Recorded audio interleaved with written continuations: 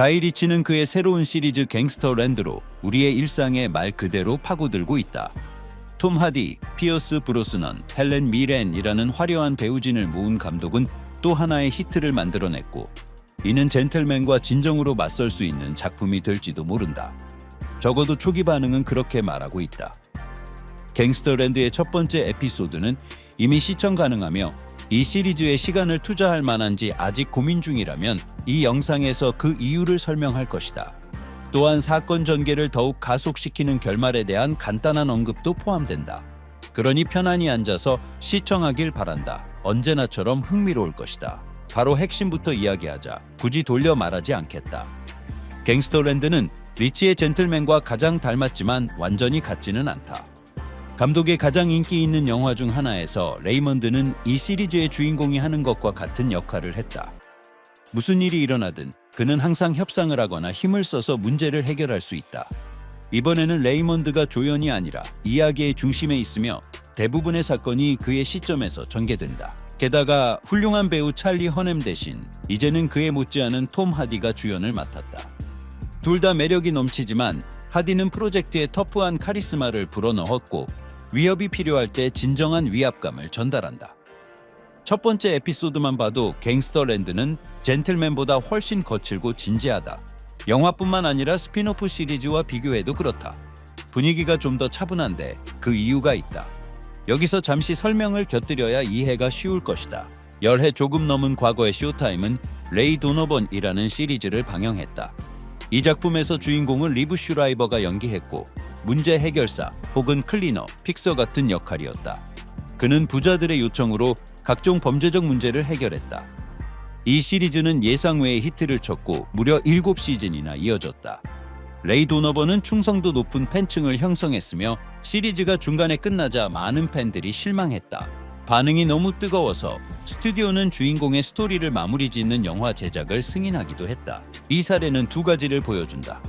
첫째, 레이 도너번은 거의 군대 수준의 팬을 보유하고 있고, 둘째, 그 개념은 여전히 유효하다는 것이다. 그러나 스튜디오는 새로운 팬층을 끌어들이고자 했고, 기존 시리즈 7시즌과 영화를 보지 않아도 되는 작품을 원했다. 그래서 도너번들이라는 스핀오프를 기획하게 되었다. 이 프로젝트는 같은 이름의 가족 이야기를 확장하면서도 원작과는 느슨하게 연결되도록 계획되었다. 또한 배경을 로스앤젤레스에서 런던으로 옮겨 완전히 다른 이야기를 보여주고 지역적 분위기를 더하려 했다. 그리고 런던을 배경으로 한 분위기 있는 범죄 드라마를 누가 가장 잘 찍는가? 그렇다. 바로 메스트로 가이 리치다. 그는 이 프로젝트의 프로듀서이자 감독으로 임명되었다. 그의 특유의 스타일과 필모그래피를 생각하면 이는 아주 적절한 선택이었다. 제작 중에는 다른 감독들도 참여했는데 이는 에피소드마다 다르게 보이게 하면서도 일관된 톤을 유지하기 위한 것이었다. 이는 시리즈에서 다양성을 주기 위한 일반적인 방식이다. 하지만 가이 리치의 손길은 첫 장면부터 분명히 드러나고 특히 대화와 전개 방식에서 그 느낌이 계속 이어진다.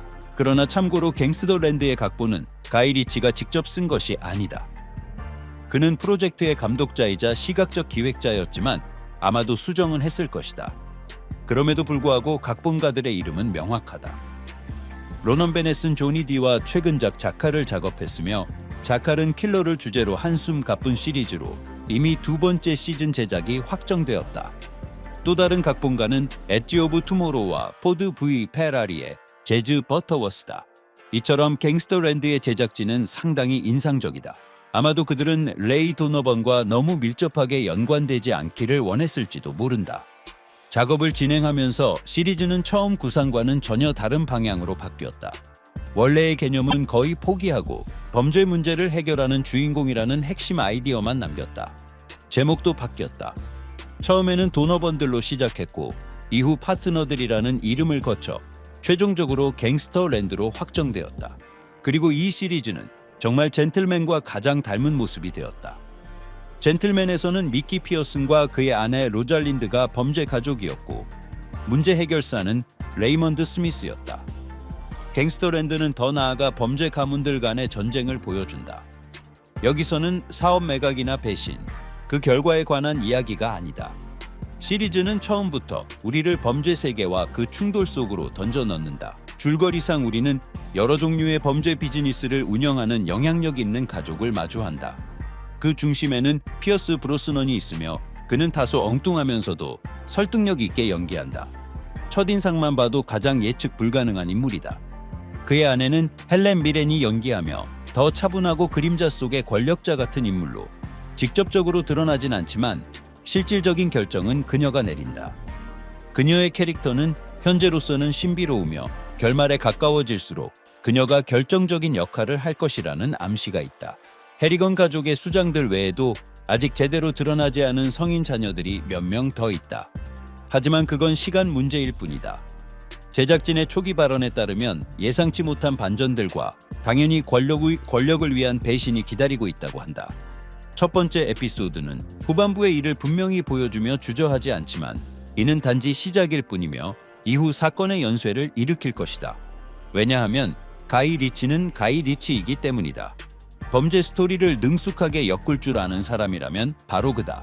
게다가 엣지 오브 투모로우와 자칼의 각본가들과 함께라면 기대치는 2배가 된다. 물론 이런 범죄 가족이 영향력을 유지하려면 복잡한 문제들을 처리할 사람이 필요하다. 소규모 조직 간의 갈등을 중재하거나 경쟁 가문의 수장과 만나거나 해리건 수장의 사고 뭉치 손자를 뒷수습해야 할 일도 생긴다. 이런 일을 맡고 있는 인물이 바로 톰 하디가 연기하는 해리다. 그는 다양한 인맥을 가진 전략가로 묘사되며 동정심은 없지만 기지 있고 충실하며 몇 수 앞을 내다본다. 하디는 거의 항상 침착하고 집중하며 거칠고 언제나처럼 매력적이다. 그의 연기는 보는 재미가 있으며 앞으로 감정이 폭발할 때 더욱 흥미로워질 것이다. 무슨 말인지 알겠지? 지금까지 이 캐릭터에 대한 첫인상은 긍정적이며 화면에 등장할 때마다 모든 시선을 사로잡는다. 물론 레이 도너번의 팬들은 원래의 플랜에서 픽서 아이디어만 남고 리브 슈라이버가 톰 하디로 대체된 것에 아쉬움을 느낄 수도 있다. 그러나 원작과의 연결이 없기 때문에 이 드라마는 전형적인 가이 리치 스타일의 독립된 작품처럼 느껴진다. 감독의 연출 스타일은 기존 시리즈와 크게 다르며 이 때문에 새로운 프랜차이즈로 제작하게 된 것이다. 이 드라마는 총 10편으로 구성되어 있으며 매주 한 편씩 공개된다. 이 점이 지금으로서는 가장 큰 단점일 수 있다. 결말을 보려면 인내심을 가져야 하기 때문이다. 많은 이들이 지금 질문하는 것은 가이 리치가 갱스터랜드와 젠틀맨 두 작품을 하나의 세계관으로 통합하려는 것인지다. 감독은 이에 대해 확실한 답변을 피하고 있지만 실현이 쉽지 않을 수도 있다. 모든 프로젝트는 서로 다른 스튜디오에 소속되어 있으며 분위기는 매우 비슷하지만 판권이 다르다. 젠틀맨은 이미 하나의 세계관을 형성하고 있으며 시즌2에서는 익숙한 인물들의 카머도 등장할 것으로 예상된다.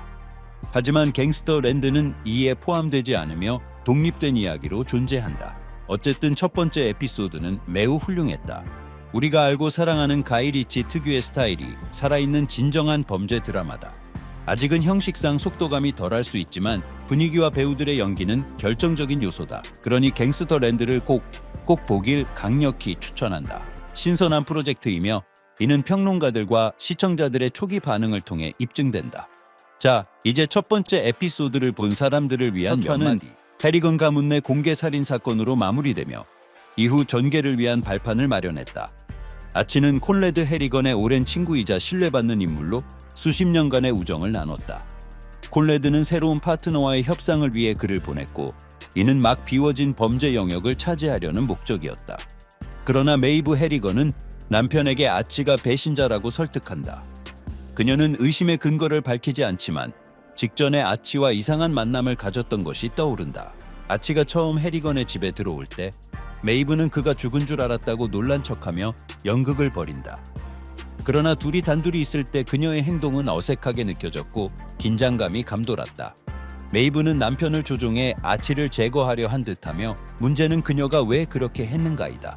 가장 가능성 높은 이유는 그녀의 개인적 이익 때문이며 그녀는 자신만의 게임을 벌이고 있으며 그 정체는 결말 가까이에서 드러날 것이다. 사건 이후 콘레드가 아내에게 분노하는 장면은 두 사람 사이의 갈등이 고조되고 있음을 보여준다. 그래서 하디의 캐릭터가 같은 가족 사이에서 누구의 편을 들지 선택해야 할 상황이 오면 그의 선택이 매우 흥미로울 것이다.